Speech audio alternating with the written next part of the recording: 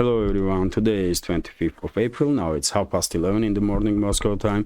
I'm Levan Gudadze and this is my first update for the day in which I will share all the main news that are making headlines in Russian media outlets and Russian language pages on different internet platforms.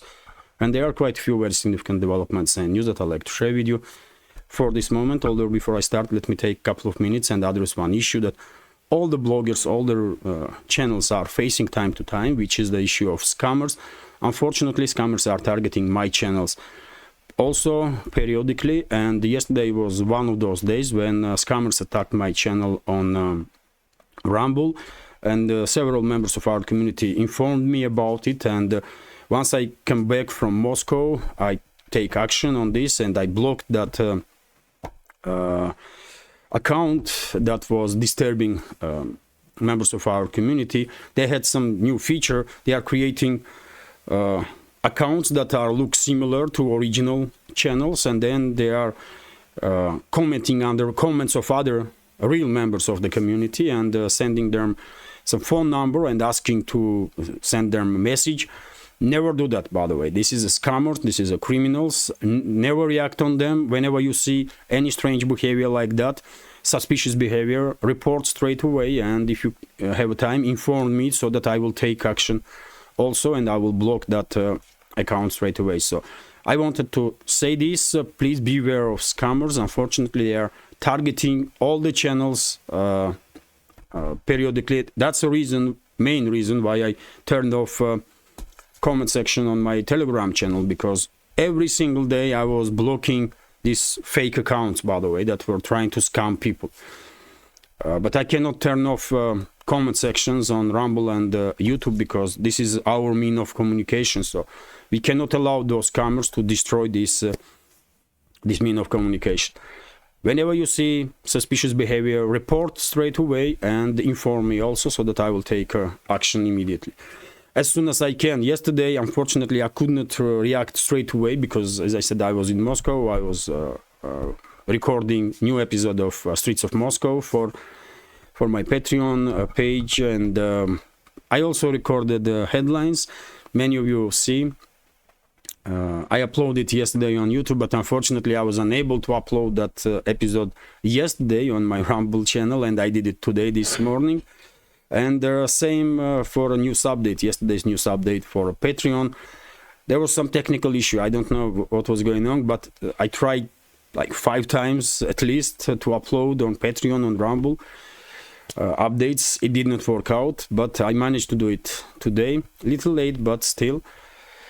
So yes, I was in Moscow, and I could not react on this issue. Once I come back home, I see messages from members of our community that my Rumble channel was targeted by scammers, and I took action on it. So please be careful, beware of those scammer criminals. It's a big issue, by the way, and these platforms have to figure out how to deal with the scammers, because this is not nonsense, man. All the channels time to time are targeted by scammers. Big, small channels, they just don't care. They are trying to scam people. So be careful. That's been said, let's talk about news now, and I will start with the short summary of the situation on Ukrainian battlefield. And this morning, yesterday late evening, and this morning, several channels began reporting that Russian forces established full control over their Ocheretino settlement in Avdiivka direction. And well, this is quite interesting, important, of course, but we should take with pinch of salt still this information, even though big channels are reporting about it, and even media outlets. Video I shared on my this, by the way, video. This is Ocheretino, when Russian soldiers are basically stating that they are in Ocheretino and they establish full control over the settlement. Although still, before official confirmation of this information, I will take information with pinch of salt. Maybe Russian forces establish control over some 70, 80, 90% of their area, and there are some small pockets of resistance of Kiev regime forces somewhere there. So maybe it's little early to call, but in general, Russian forces advancing, that's for sure, and have initiative, and most likely if Ocheretino is not already under full Russian control, 100% Russian control, then probably during the day it will come under full Russian control. And also yesterday I mentioned in my updates that Russian forces established full control over the Novobakhmutovka settlement, which is southeastern side of Ocheretino, and the next is of course Solovyovo, also small satellite village of Ocheretino, also on the southern side. Probably in today, maybe in upcoming days maximum, we will hear that Solovyovo also become under Russian control. And when it comes to this direction, Russian forces increasing pressure on Kiev regime forces in Novokalinovo and Keramik direction also. So we should expect that these two settlements will also become under Russian control in upcoming days. This is a main development on line of contact that I wanted to share with you information about. Also, Russian forces activated their operations on the southern side of Bakhmut, and probably in upcoming days Klishchiivka and surrounding areas will also become under full Russian control, which is of course southern flank of Bakhmut. No reports about situation in Chisov Yar, no reports about some changes on the ground when it comes to Chisov Yar. Russian forces continuing to deliver heavy payloads on points of concentration of Kiev regime forces and their military equipment. They are under constant bombardment from Russian long-range artillery, from Russian Air Force, and simultaneously, I think there are some talks between their officers on the ground, between Russian officers and officers that are still loyal to Kiev regime. And I hope Russian officers will persuade those officers to order their units to lay down arms and surrender and save their lives. I expect big number of POWs, Ukrainian POWs, to emerge from Chisov Yar operation, Chisov Yar direction. And well, this is it when it comes to short summary. As I said, main hotspot at this point is of course Ocheretino and surrounding areas. All the Russian forces are increasing pressure on Kiev regime forces on Chisov Yar direction, of course, in Krasnogorovka area, and some channels are quite optimistic that Krasnogorovka defense lines of Kiev regime forces already collapsed or on the verge of collapse in Krasnogorovka, and most likely this very important stronghold for Kiev regime on southern flank of Donetsk sector will also become under Russian control in fairly short time. And well, to continue, Vzгляд newspaper is reporting that video start circulating on internet about Russian precise strike in the Dnipropetrovsk area in a station of Sinelnikovo, where Russian forces destroyed with precise strike train of Ukrainian military that was carrying munition, weapon systems, and military personnel. RT is reporting that, and of course Russian armed forces on daily basis basically are conducting these precise long-range strikes on points of concentration of Kiev regime forces and their military equipment, basically all along the front line and deep inside Kiev controlled territory, from Odessa region up to Kharkov, Chernigov, Sumy regions, all around Ukraine basically. RT is reporting that US secretly shipped ATACMS long-range missiles to Ukraine, according to media. So Washington secretly sent Kiev unspecified number of long-range ATACMS missiles last month. Multiple US outlets reported on Wednesday, citing anonymous US government official. And dear friends, I don't think any of you are surprised to hear this, because if you remember when Kiev regime conducted strikes about a week ago on Russian airfield in Jankoy area, which is northern side of Crimean Peninsula, of course, I said straight away that in my personal opinion, these ATACMS missiles were newly delivered to Kiev regime, and seems like I was correct. Now US media outlets are reporting that these ATACMS missiles was delivered to Kiev regime in secrecy previous months, even before Congress, Senate in US voted for this so-called Ukrainian aid package. And when it comes to that aid of 61 billion, I believe Biden signed that that bill, and it's official now. Kyiv regime will receive, at least on the paper, weapons and money around for 61 billion. RT is reporting that Pentagon details a massive shipment of military supplies to Ukraine. So US Department of Defense has pledged a massive new 1 billion aid package for Kyiv. The announcement came shortly after President Joe Biden signed a long-stalled foreign aid bill on Wednesday, which includes 61 billion for Ukraine. The significant new security assistance package covers Ukraine's critical security and defense needs, the Pentagon has said in a statement. The upcoming delivery includes assorted ammunition, namely 155 mm and 105 mm artillery shells, as well as 60 mm mortar rounds, projectiles for HIMARS, multi-launch rocket systems, as well as various shoulder-mounted anti-tank launchers and small arms armor. I reported about it in previous updates that US will in this package deliver also TOW and TOW anti-tank guided missiles, and also this other one, I forget that name. The package also provides anti-aircraft capabilities, namely shoulder launcher Stinger missiles. The delivery will not include any ammunition for Patriot anti-aircraft systems, including instead shipborne RIM-7 Sea Sparrow and air-launched AIM-9M Sidewinder anti-aircraft missiles.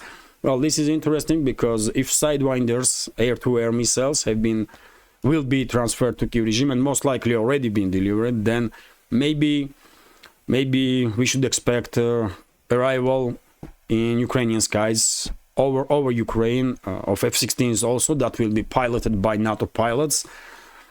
Let's see. It is a possibility.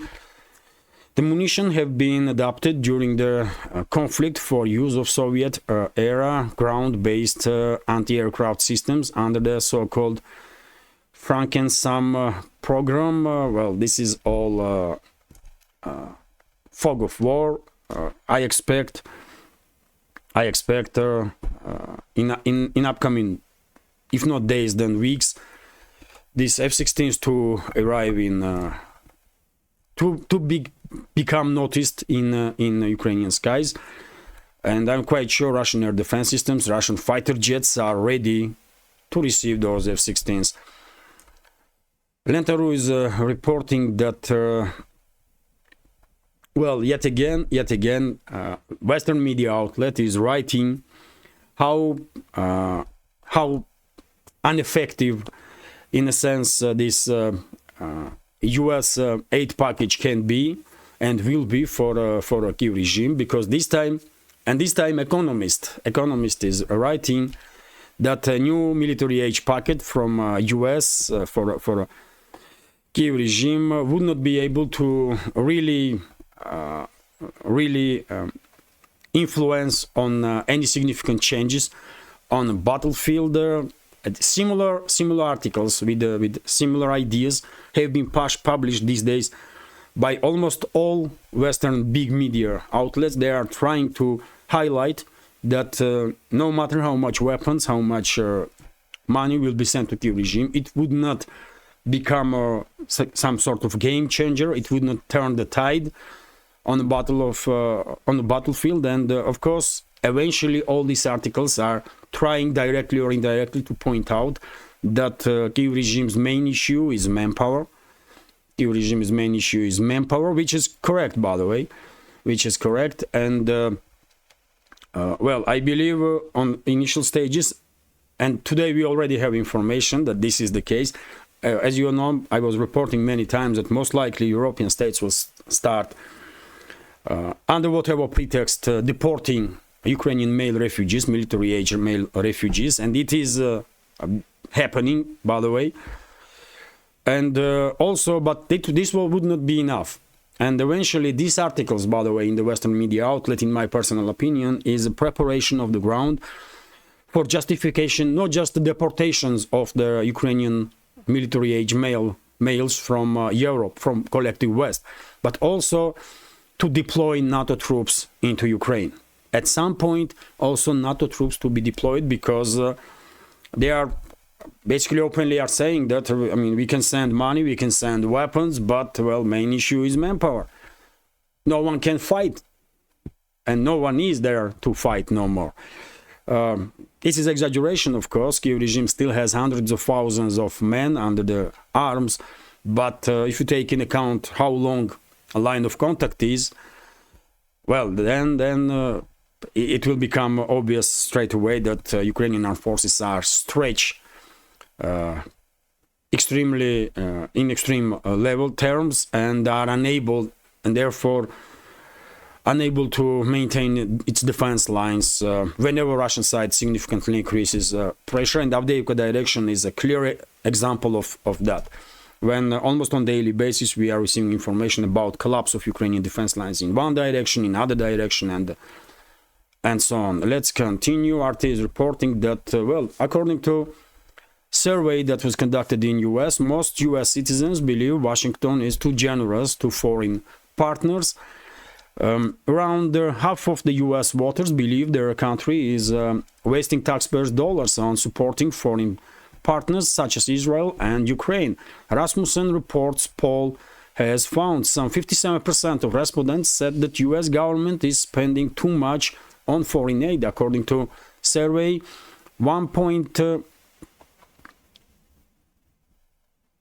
according to survey of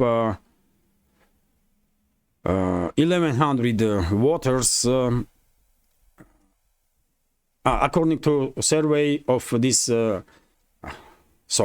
this survey was conducted from 16th to 18th April, and some 1126 likely voters participated in it. Wow, sometimes I get confused, by the way, sorry for that. And RT is reporting that, well, US sided with the evil and fascism, according to Russian ambassador in US, and, well, it is what it is, man. I said many times before that Western ruling elites, they are evil force. They are evil force in this world, and Russian ambassador in US basically says exactly the same, and it hardly can be doubted. Western ruling class is an evil force in this world, and not just now, but for the last 300 to 500 years. That's how bad situation really is. But let's go through the news. The US government has made its choice in favor of war, siding with the evil and supporting fascism. The Russian ambassador to Washington, Anatoly Antonov, has said in a comment on the latest massive American military aid package for Ukraine. I completely agree with the Russian ambassador in US, and I believe only way world can deal with this evil force that Western ruling class is if Western societies will wake up.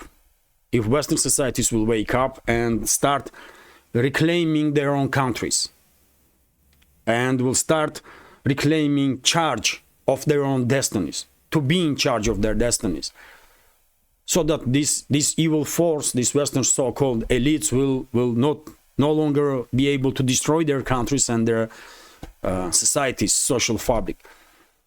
I mean, that's the only way, by the way. We can talk about this here in Russia or in Brazil or in South Africa or India as long as we like.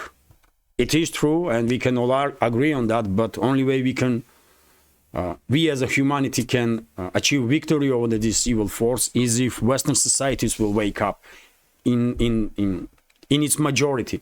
Because, of course, they are well-informed people in the West also, and they are trying their best to inform their fellow citizens, to wake them up. But it's still, I mean, it's just not enough. Vast majority needs to wake up in the West, and if it will happen, we will deal with this evil force effectively. If not, then this struggle between good and evil will continue for I don't know, man, for decades, and maybe eventually that evil force collective West will even destroy all of humanity by provoking nuclear war. Who knows? RT is reporting that EU state ready to help Ukraine hunt down military-age men. That's what I'm talking about, by the way. You all know how many times I said that one day EU member states will start deporting Ukrainian male refugees to sacrifice them for geopolitical agenda of the West. And previously there was statements in Estonia, I believe, in some of the Baltic states that they will send back Ukrainian refugees to Ukraine. These client states, Lithuania, Latvia, Estonia, they cannot be taken seriously by anybody, but Poland is a significant player, by the way, on the European geopolitical map. And Polish defense minister Władysław Kosiniak has said Warsaw is willing to help Kiev repatriate men of fighting age, and unspecified portion of some 950,000 Ukrainians granted temporary sanctuary in Poland, by the way. So potentially Poland can deport at least a couple of hundred of thousand of military age Ukrainian refugees, male refugees. And this is just the beginning. This is just the beginning. Poland will start doing it. Germany will start doing it. Some other countries, they will come out with justification. They will come up with justification. They will create, if there is no legal basement to do this, they will create one. They will create one, but eventually they will sacrifice all Ukrainians, by the way. All Ukrainians, young and old, male and female, they will sacrifice everybody for their geopolitical agenda, this evil Western so-called elites. And that's what they are doing, and the process is started. Process is started, by the way. TASS news agency is reporting that Olaf Scholz, Chancellor of Germany, once again made a statement that, NATO supports Ukraine, but NATO is not engaged in this war with Russia. I wonder why this idiot is making these very same claims almost on regular, every other month. What he wants to prove to whom, really? Of course, NATO is engaged in this war. It's undeclared war. It's a proxy war against Russia, but I don't think anybody has any doubts that NATO is a part of the issue here. NATO is a part of the problem. Significant part of the problem. Evil Western ruling class and the NATO is a problem and should be neutralized. It is what it is. Let's continue. RT is reporting that Ukrainian men protest Zelensky's new draft measures in Poland.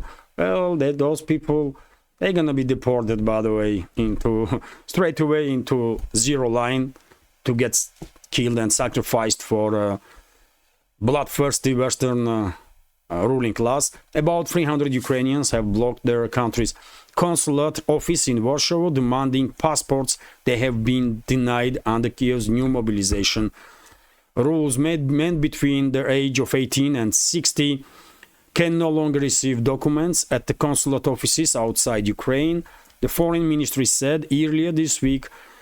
And according to Foreign Minister of Ukraine, Dmitry Kuleba, basically he has confirmed that he ordered this measure intended to force refugees of the fighting age to return to the Ukraine and then get conscript, forcefully mobilized basically, and then sacrificed. That's all it is. As I said, by the way, they will sacrifice everybody in Ukraine. Everybody. They don't care about Ukrainian lives, by the way, and never did. And they don't care about Ukraine and never did. They use this quasi-state, this failed state that Ukraine was since the collapse of Soviet Union. They use this failed state as a proxy against Russia, and they are sacrificing it. And it's,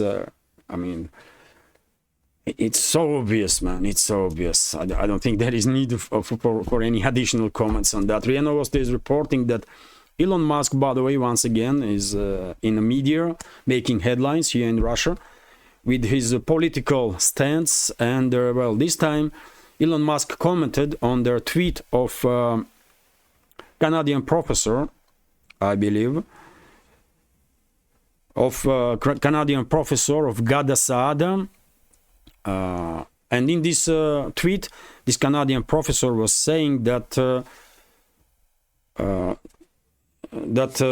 Western world has chosen a way of self-destruction as a civilizational self-destruction, and this is due to uncontrolled migration, which sooner or later will cause a civil unrest in the Western states.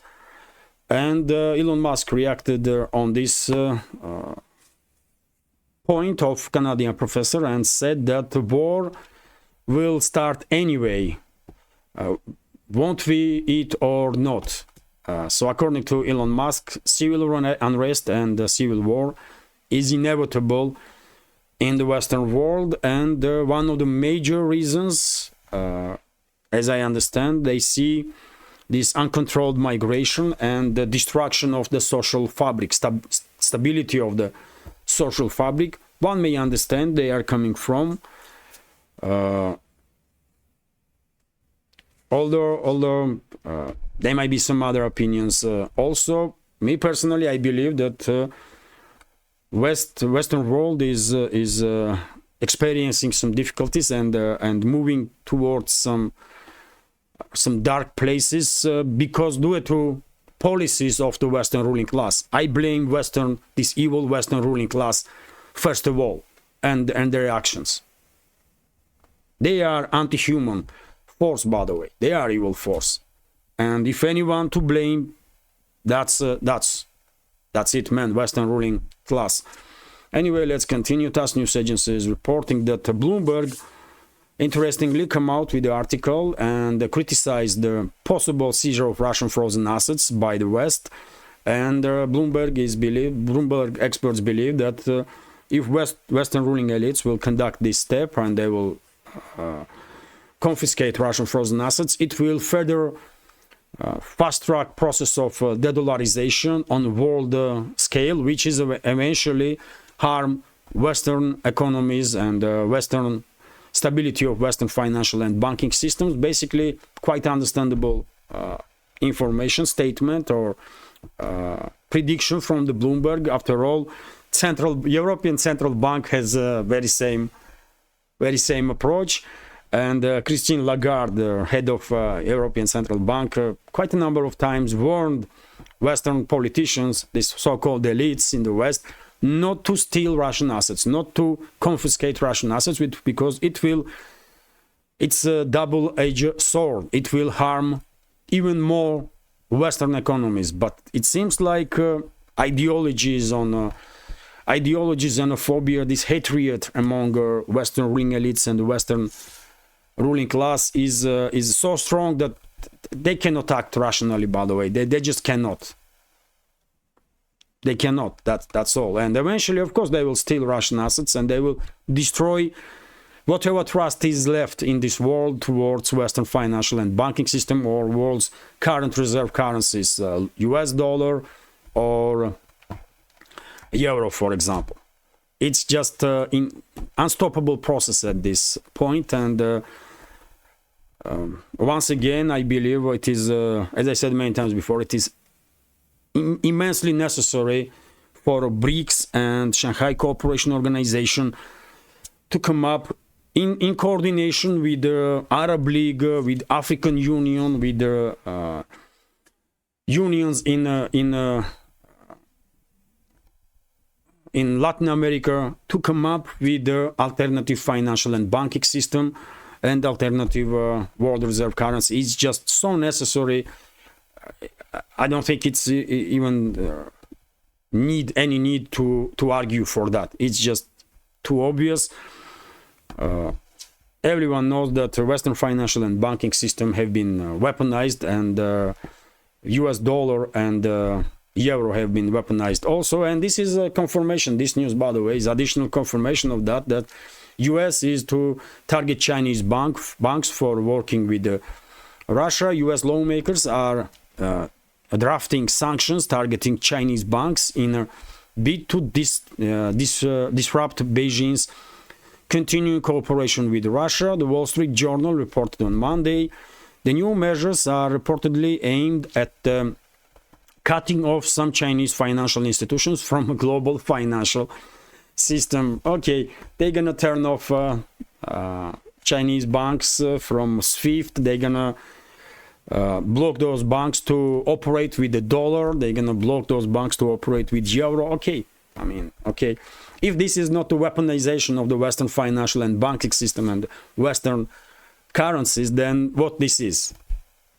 It's, I mean, it's so obvious. And I hope maybe even before, or at least during the BRICS summit in Kazan that will take place this autumn, I hope to hear some statements from BRICS officials about steps that have been made to create this alternative financial and banking system and alternative reserve currency that world is in so desperate need right now. And this is it for today's update. Quite short, but I hope informative update. And well, if you find this video interesting, please click that like button and leave some commentary. This is the only way we can deal with the algorithm and reach wider audience.